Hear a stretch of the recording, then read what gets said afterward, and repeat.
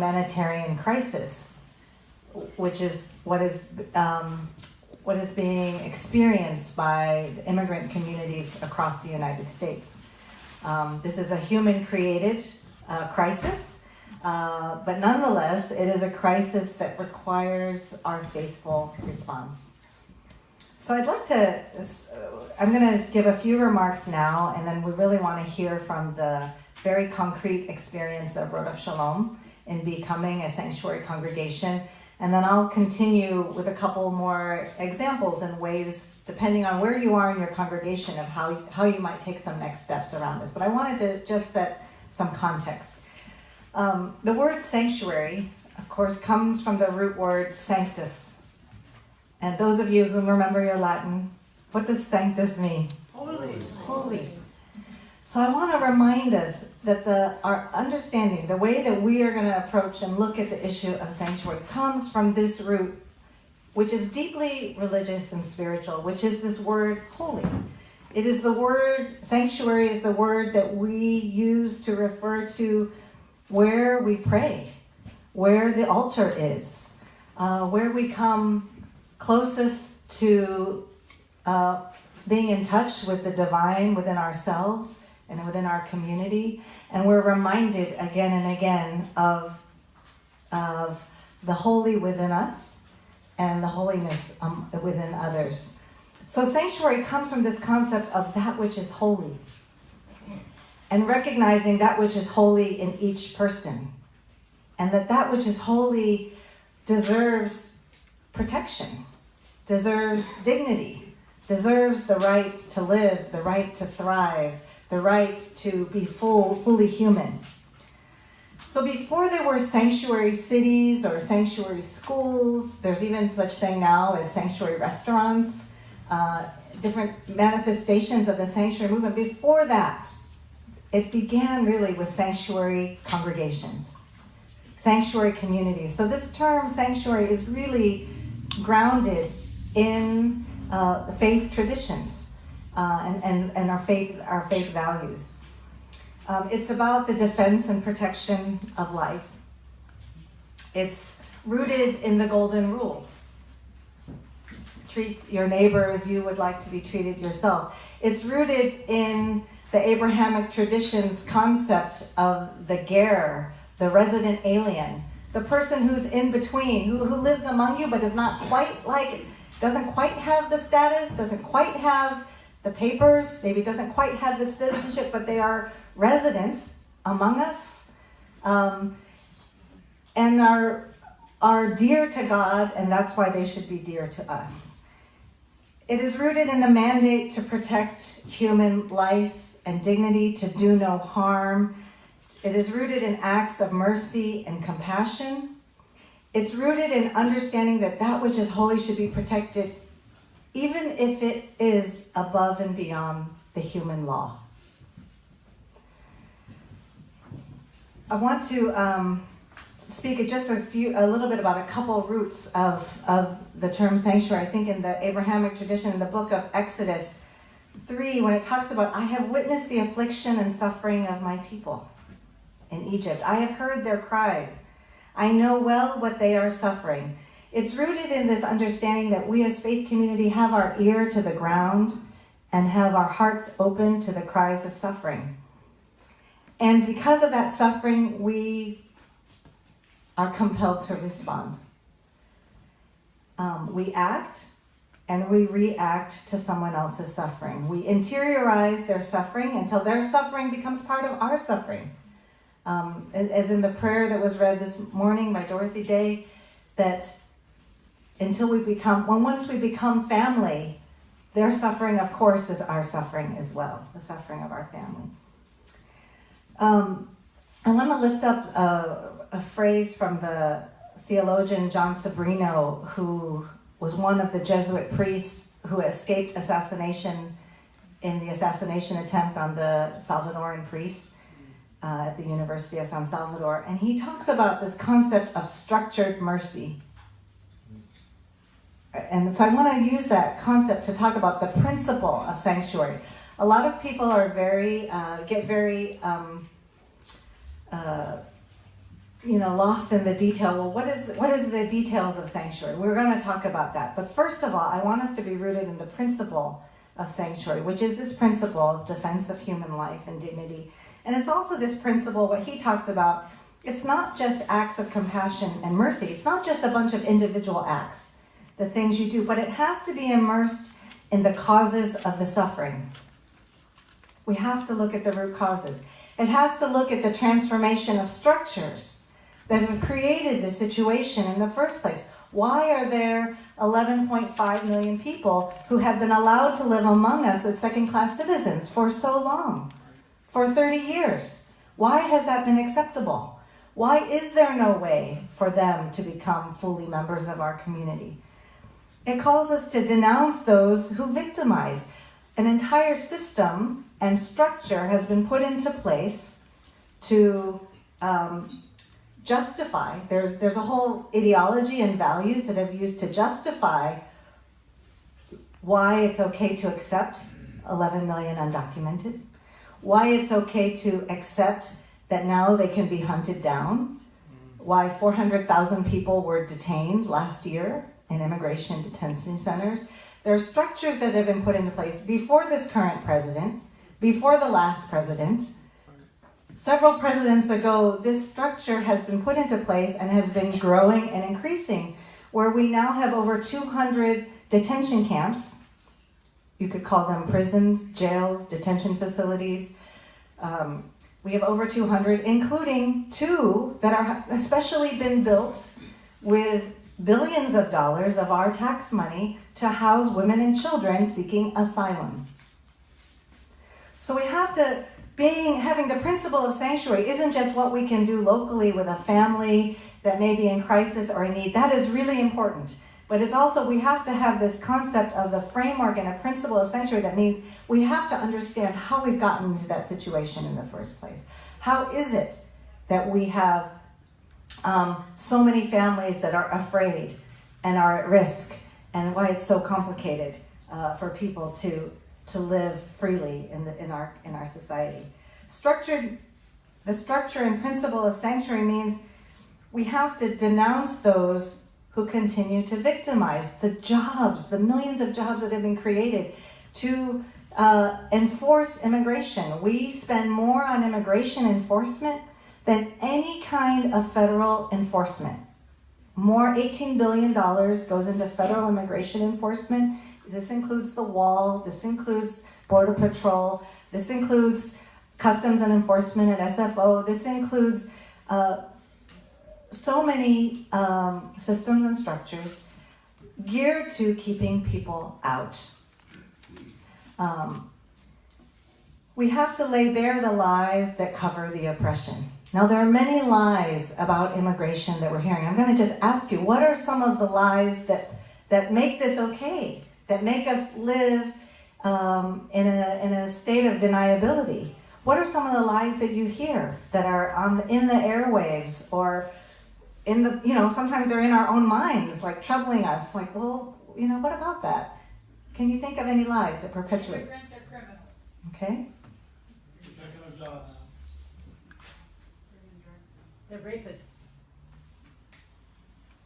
They just want to use the social services. Mm-hmm. Leeches on our system. There's so many. It's so how easy it is, right, to name 5 right there, right there, and it's not just the far right who wonder about these things, because the lies have been so perpetuated in the discourse. So part of our job, I think, in the principle of sanctuary, we're going to get into the nuts and bolts, but part of our job in the principle of sanctuary as faith leaders is we have to create spaces for a complicated moral discourse around these lies. We have to interrogate these lies. We have to question them. We have to help people think through in an ethical and religious framework, whatever religious framework you come from. What do we think about this? Now, I'm just going to give you, how am I doing on time? Okay. I'm going to give you one example of how we're trying to do this right now. Today, right now, 12 o'clock, there's a group of faith leaders who are leading a prayer service in Governor Brown's office. Uninvited.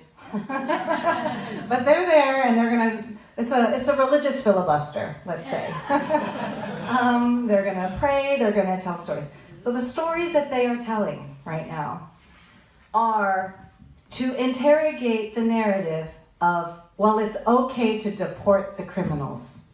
It's okay to deport the felons. There are several ways that people have tried to address this issue. People have tried to say, well, immigrants aren't really criminals. And it's true. You look at statistically, immigrants commit fewer crimes than others.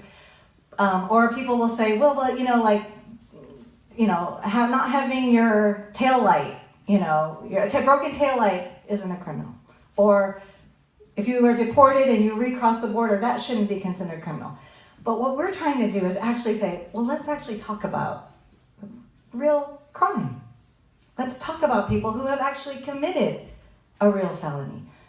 Do we believe that they should be deported, that they don't have due process? Do we believe that they don't have a right to re-enter? So we're telling the story, for example, of my friend Key, who I met in San Quentin. I was passing San Quentin today, just now, so I was thinking about him. He spent 20 years in San Quentin for committing a murder that he committed when he was 16 years old. He was a refugee. He never became a citizen. His family didn't understand that as a refugee, it's not automatic. You have to go through a whole process. You have to pay money, etc. He had never become a citizen. So when he gotten involved in a Cambodian street gang in Richmond, because many refugees were dropped into communities that were some of the poorest, least serviced communities, he said he didn't even really know how to read English until he got to prison. Now tell me something about that. If you come to this country and you go to school for 8 years or 10 years and you never really learned, whose fault is that? That he turns to the gangs, as a way to find community and belonging. So he committed a murder. He spent 20 years in San Quentin. Liza Klein, some of you know her, she used to be the pastor at First United Methodist Church in San Rafael. She taught classes with Key within San Quentin. And so that when he got to his parole board, the parents of the victim said, Key, we advocate for your release because we know you are not that same person when you were 16 years old. We know that you are a reformed individual. We know that you deserve a second chance to contribute to your community, to help other young kids not go the path that you went. So they're telling the story of Key because what's happened to Key is that instead of all the wonderful reentry programs that many of us have been advocating for, to bring people home, to give people second chances, because he's not a citizen, there's a double standard. Because he's not a citizen, the day he got released on parole from San Quentin, he was immediately turned over to immigration detention, where he spent many more months in worse conditions than San Quentin. Immigration detention was worse conditions than San Quentin. So we're actually trying to have, as an example of this principle of sanctuary, is, well, let's actually, who are we saying is expendable? Who is our society saying is expendable? And let's actually interrogate that ethically. Should he be deported? Or should he doesn't even have any family where he's going to be deported to. His whole family is here in Richmond and San Francisco. Should he be given a second chance? So the principle of sanctuary, I want to say today for us means 3 R's. I just made this up, so I hope this makes sense. The 3 R's. Instead of reading, writing, and arithmetic, which we all know is spelled wrong, starts with an A, the first one is right. The principle of sanctuary means asking, what is it right to do? What is it right to do in this moment? The second thing is relationship. We have to be grounded in the relationship with communities and families and individuals who are most affected, whose lives are at risk, whose families are at risk, whose future is in turmoil right now. We have to come into proximity. If we're not in proximity in our congregations, we have to figure out how do we get into proximity and relationship. And that relationship, one model I like to use is like the story of Naomi and Ruth. In the Hebrew scriptures, that we will walk with you. Your God will be my God. We will walk with you and your family in what unfolds. Because so much of what's ahead for the immigrant community. We don't know what's going to happen. We don't know if DACA is going to get canceled this week by President Trump, but it could. The third R is risk. And a sanctuary is not, and being faithful, nobody guaranteed that being faithful, true to your faith, was going to be without risk. And now more than ever, there are certain communities really being put at risk. So that proximity and that relationship will empower us to be willing to take more risk and to share the risk. We're in a situation where nobody can ever promise you that nothing bad will ever come to you because of a stand that you take, because of something you do. But isn't that what faith is about? Isn't that what faith should be about? So I'll stop there with those 3 R's. And what were they again? Right? What is right? Relationship and risk. So I'm going to ask Rabbi Elana.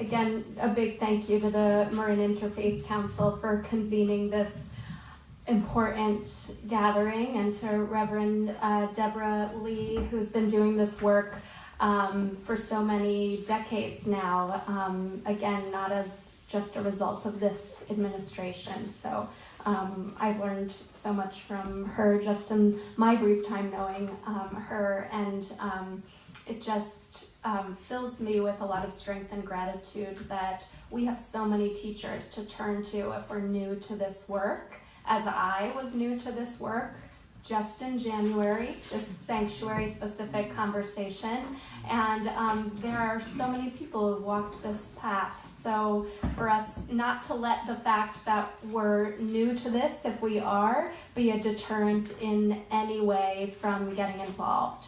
So I'm gonna pass this out. If anyone could help me, there are 30 copies, so if you could share one for every two people, and Scott's gonna help. So Reverend Deborah set me up really well so that I can go into the nuts and bolts completely. So I'm not gonna talk about our moral imperative or the texts from our traditions. I feel like you covered that so well, Deborah. And my task today is really to share with you what happened at Rodef Sholom when we started having this conversation. How did we go about becoming a sanctuary synagogue? What lessons might I be able to share with you from our community? So I'd like to start with that, and also to say that I am really looking forward. Please use me as a resource, because as a part of this work, I've reached out to so many other congregations, and that my one thing I think our goal is what does a network really look like? And I think something that Marin County and the whole Bay Area and the nation has been trying to do in this moment is figure out how are our networks working together and in communication with one another? How are we building this together and not in our own silos? So I'm very committed to that conversation, and so glad we're here today.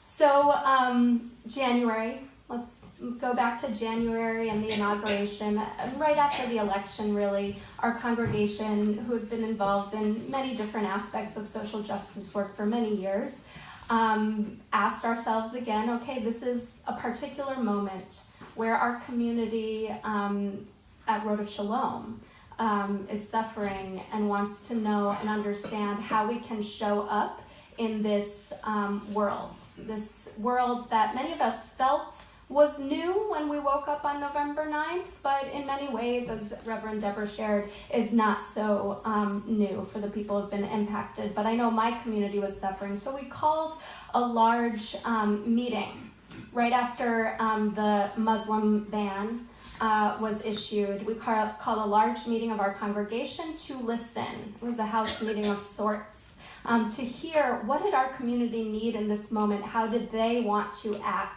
So about 150 people showed up, and we just listened. In the back of our mind was becoming a sanctuary congregation. That was kind of what the clergy were holding as one potential response to this moment. But we first wanted to hear from our community so we could build consensus and build this conversation with them together.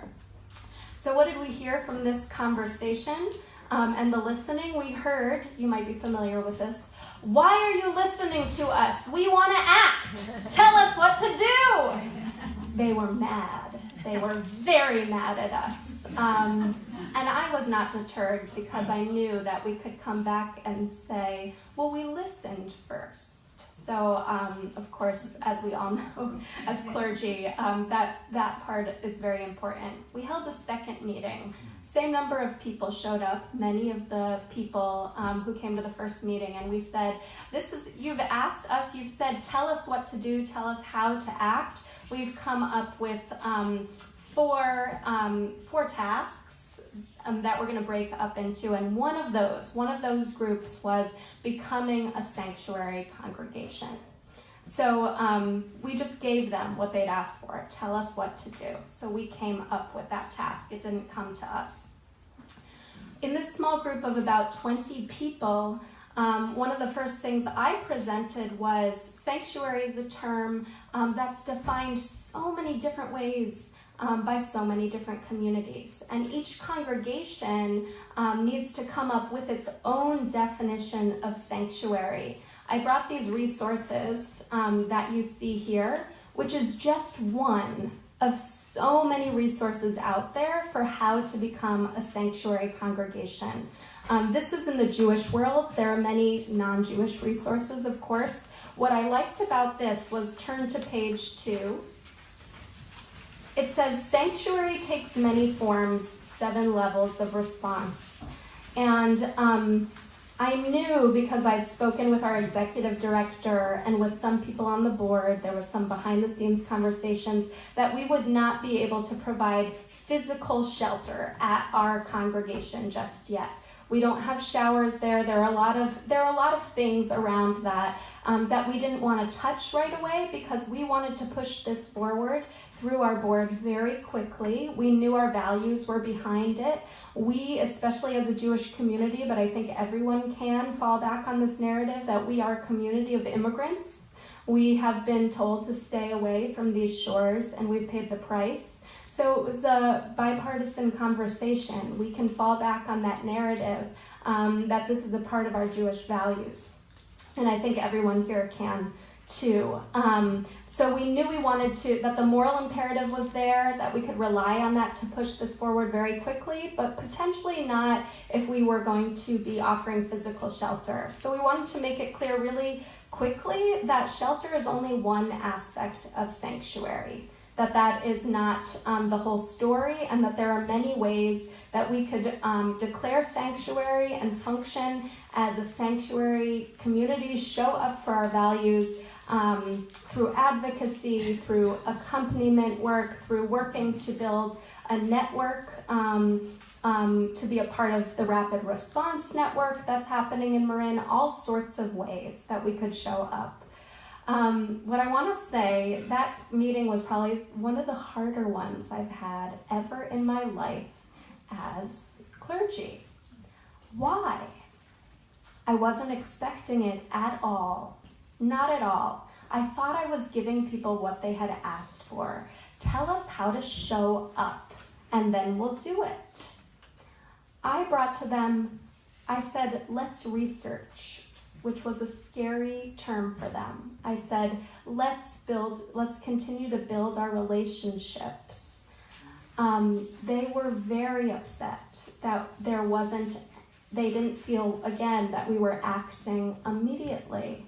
And that was such an important moment for me to remember that in all of these justice spaces and conversations we're having, they're really pastoral moments for us. And that what was happening was my congregants are in so much pain about what is going on in the world right now, and so angry and so upset and needed to feel that sense of contribution to the world and feeling like they could do something to control or change what's happening. They could help in some way. And I had missed that a little bit, that I didn't create the container for that frustration. It was a very tough meeting. Somebody left the room crying, and people were really struggling and didn't understand why research was needed, why they couldn't just jump to action. But I do want to say that we came out of that moment even stronger, and we have a sanctuary team of about 20 people who've really been doing that work since that meeting in March, and it's a really strong team on our synagogue, and there's so many directions it's going. So I'll tell you what happened after that meeting was people understood that they did need to research first, and that relationship was the most important part of how to start in this work. And we have a deep relationship with the Venetia Valley School across the street, which we began about 4 years ago. And as soon as we started having these conversations about sanctuary and what that would look like for our community, the team reached out to Venetia Valley Family Center and said, we're in a new phase of our partnership where we'd like to talk about sanctuary. We're talking about declaring sanctuary at Rodef Sholom. Can we talk together about what sanctuary would look like and what your community's needs are? I want to say that that community, which is predominantly Latino, many undocumented immigrants in that community, but they've also provided sanctuary for us when there was the bomb threats to the JCC. We were able to evacuate to their community. So this is really, when I think about sanctuary, I also, especially in our world today, just think about how we are all sanctuaries for one another. And I think that that's been a real part of this conversation, even though we're focusing mostly on the immigrant community, but we have both needed from one another. So we started this conversation together. We took a lot of they were hosting some Know Your Rights trainings. Our team went to all of those and really took advantage of everything that's happening in Marin with Canal Alliance, really took advantage of the resources here. And quickly, I'm seeing that I have a few more minutes. So we built our definition with them. And then we decided, if you look to, I didn't number the pages, but to the back it says resolution of the board of directors. And then the next page, so that was all we gave to the board. It was almost nothing. So originally people were saying, we need to find out from the lawyers, like what are the risks, what are the this, what are the that?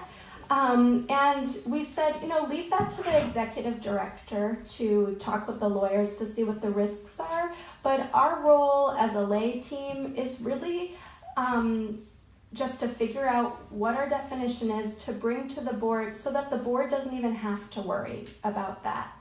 And this was a very smooth part of our process. Because there were the behind the scenes, we set the board up already for success, for that meeting to go very successfully. The executive director was fully committed to this and had the conversations that were necessary to ease people's mind.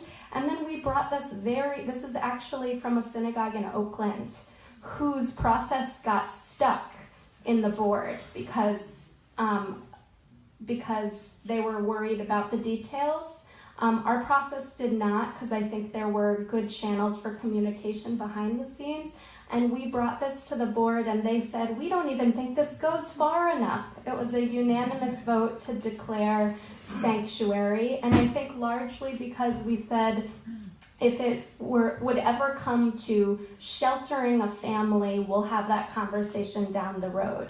But we want to show up for the immigrant community in Marin, and these are the different ways we're going to do it. So if you turn the page, that document, which I won't go through, is once the board declared sanctuary and passed unanimously, this was the document we sent out to the community announcing that we were a sanctuary congregation. So it details a little bit of the moral imperative, a little bit about what our definition as Rodef Sholom meant. You'll see that right up at the top we put, this does not mean physical shelter for us, just again to make sure that people didn't get stuck in that part of the conversation. And just so you can peruse that and ask me any questions about that. But just really quickly, so after we declared, what did this mean? Well, very soon after we declared, and it doesn't matter whether declared or not, we would have done the same thing.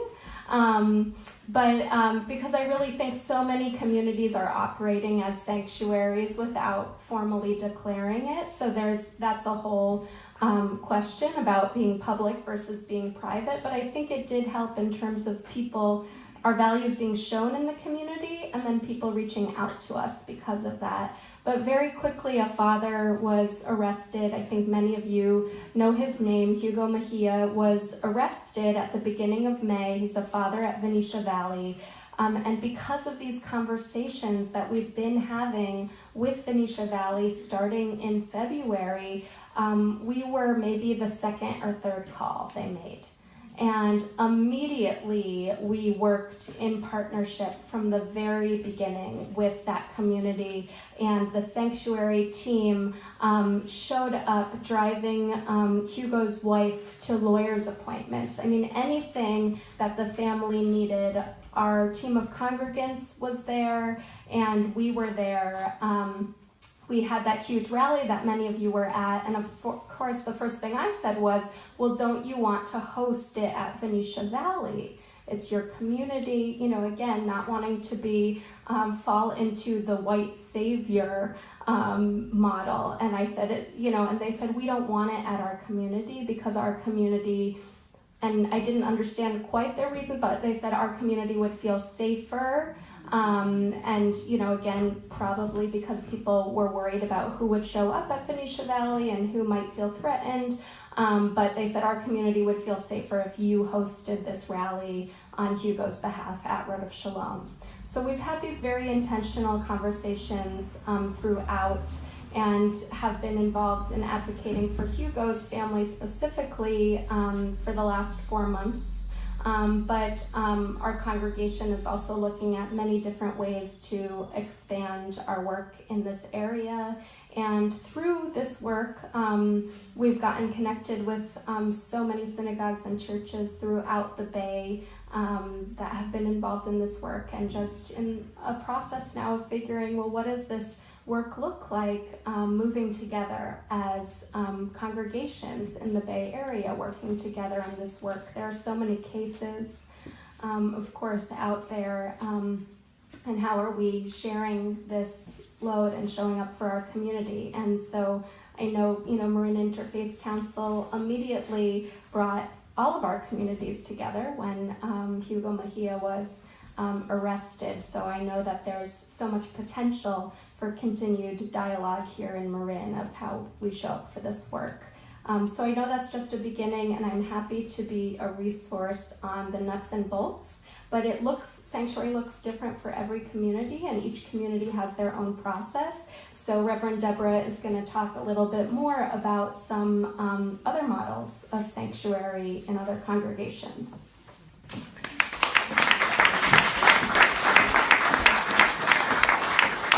A beautiful example, and so helpful to kind of hear the step-by-step process you went through.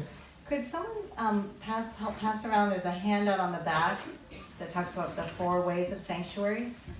Towards the right side.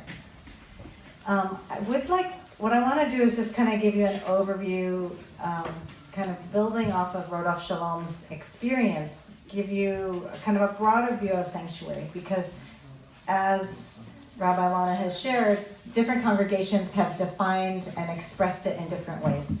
And I have a friend, Jose Artiga, who's part of the 1980 sanctuary movement, and he said there are 1,000 ways to practice sanctuary. So do not be limited. The sanctuary movement has grown on the national level. Before the election, there were 350 sanctuary congregations. Since the election, there are now over 800. So it just catapulted. There has been a slowdown, and part of that slowdown of the congregation becoming sanctuary has been because there has been a coordinated attack on the word sanctuary. since post-election, there's been an attack to make sanctuary into a bad word.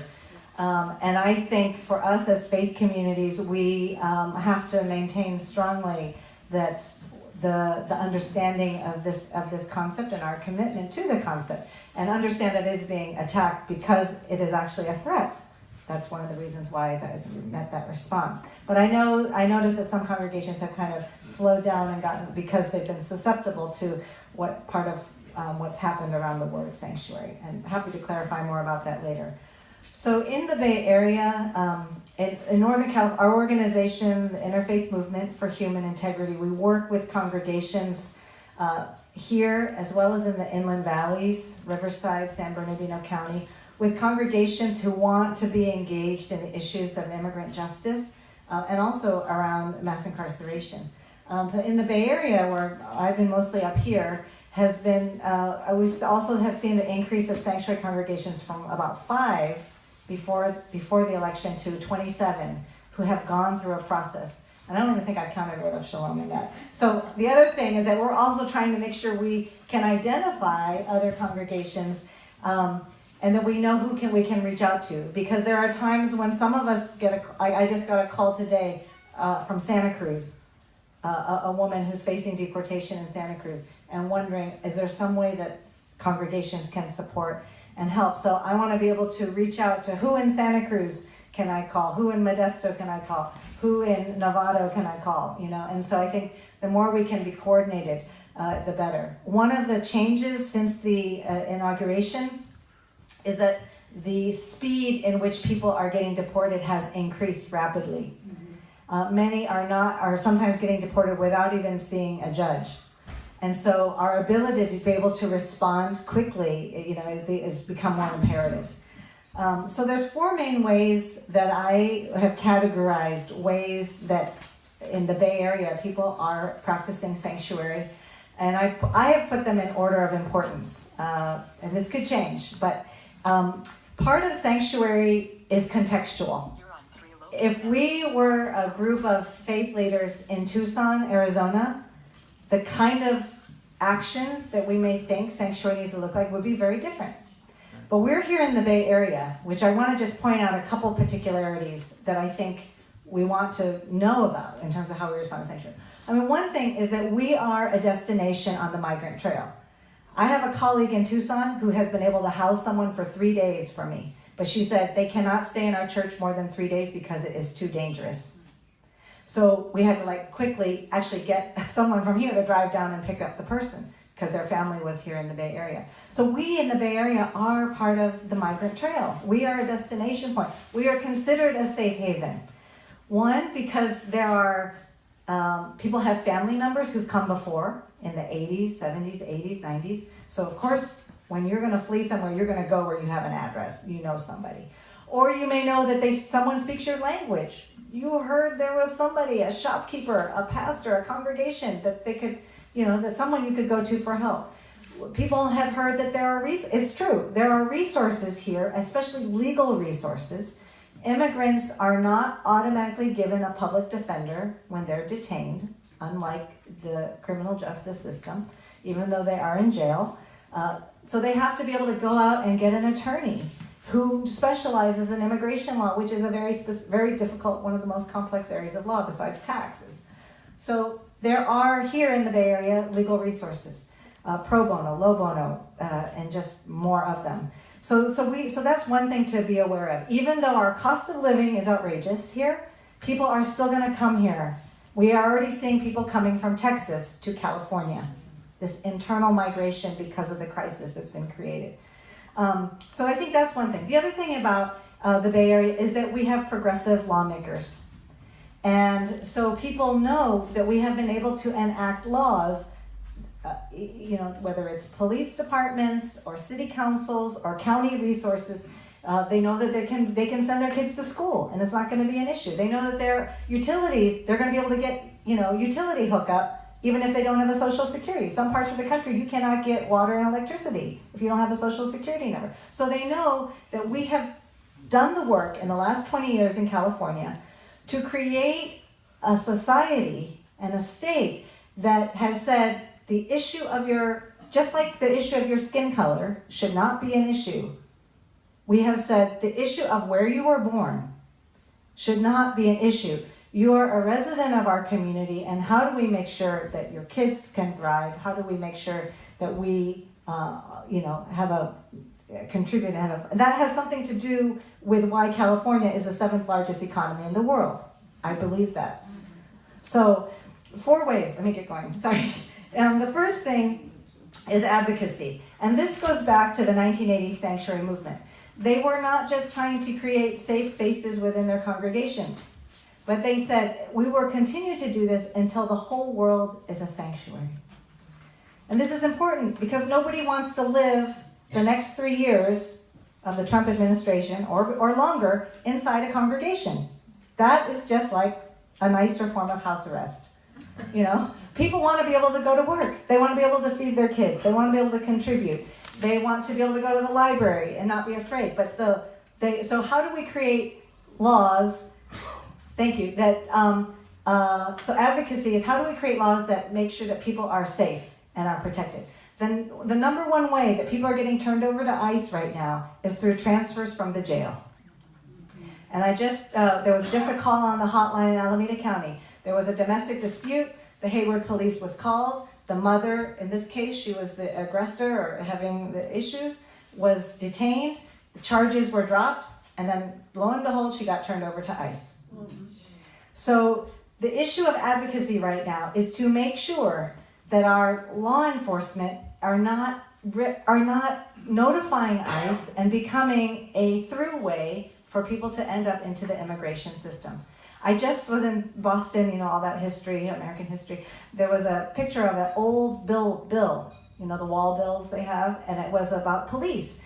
And it was saying, notice to the African American community of Boston, and saying, don't talk to the police, because the police is working to enforce the fugitive slave law, and they're working to return people to their slave owners. So it was like, don't talk to police. I thought, God, that's the same thing we're dealing with right now. Can we trust law enforcement to do their job, which is really, responding to issues of public safety here, but not in doing the work of immigration? The second thing is accompaniment, and that is like the accompaniment that Rodef Sholom has done with Ugo's family. It's also been accompaniment to new arriving families and youth. Many are arriving seeking asylum, but without family members or support or a team that can help them access their right to due process, to help them go through that process of trying to find an attorney, which is very difficult, to walk with them through that journey, to go to court with them, to help them try to stabilize, get their kids enrolled in school. All that kind of accompaniment is another way of ways that congregations are doing sanctuary. We have about 13 teams in the East Bay of congregations who are walking with a newly arrived immigrant family or a family in immigration crisis. The third way is networks of protection, and that is making sure that, like you said, your community knows that you guys are sanctuary, so that when people need protection, they have a place to go. They have a place to reach out to. You may not be able to resolve everything, but at least they know where they can make a call, and you guys will get some things into place. It means making sure that we have policies and procedures in place should I show up to a congregation, to a hospital, to a school. Do our employees of those places know what to do to make sure that we are protecting everyone who's part of our communities? The fourth thing is housing hospitality. And this is a special request and a special expression of sanctuary that I'm offering to the faith communities, because many of us own property. Either our members own property or our congregations own property. That one of the reasons why the scriptures speak out around God's special love and intention for the migrant is that the migrant has nothing. The migrant has nothing usually but the clothes on their back. They don't own land. What they have is their labor. And maybe they have a family. In this case, we have migrants coming in. Maybe they have a family member, but those family members are typically also renters. And even though the family members have tried to welcome people in, the landlord will say, you can't have 3 more people here, even though they would, the family members would like to host. So one of the special requests that we have noticed, one of the gaps in services for migrants is that there are not enough places, and there are not enough places on the market for refugees and immigrants to rent at below market rate, and they cannot qualify for affordable housing programs, being new and not having a social security, even if they are in an asylum process. So that's one of the issues that we have been putting out to congregations. We're putting out a congregational migrant housing survey. So there's a congregation in Alameda which has converted their parsonage, which was used for education, to house a family. They've actually housed them for 1 year. They're extending it to 2 years. A family of 5. It was really impossible for them to find housing. We have a congregation in Berkeley who has converted an office space for 3-week stays for people getting released from detention in Richmond. And if they have no family, they're just going to be out in the parking lot of the detention center. So they said, no, we want to create a hospitable place that treats them with dignity and just help them figure out their next step in the next 3 weeks. And we do have some congregations who've offered sanctuary in the case of a final order of deportation. We have a few. We haven't needed them up to this point. But so that's why I'm calling it housing hospitality. It's also the issue of respite hospitality. If there were an emergency, if ICE were to conduct a raid in the Canal District and people were afraid to go home, would your congregation be prepared to let people stay for a few nights? So it's partly we have to get this emergency preparedness mentality. What are we prepared to do? And I want to just echo what Elana says, that you don't have to figure it all out to become sanctuary. You can say, we can do one thing. We can take the first step. This is what sanctuary means to us now. And we will have, with our sanctuary team, discern these other things and needs as they emerge and figure things out that are going to take longer term. So I'm going to just pause there. Just wanted to lay out kind of what the different options look like and expressions. At this point, we would like to invite you to turn to find a partner at your table, to turn to a neighbor and just, bounce off and buzz with them about kind of what's coming up for you, what stands out for you as it relates to your own work and your own congregation. And as you are in conversation with them, there are some postcards, or no, it's not there, note cards on the table. And we invite you to write down any questions that you may have that you'd like Elana and I to answer in our time of Q&A, which will, so you'll have about 10 minutes of discussion with your neighbors or your table. Okay?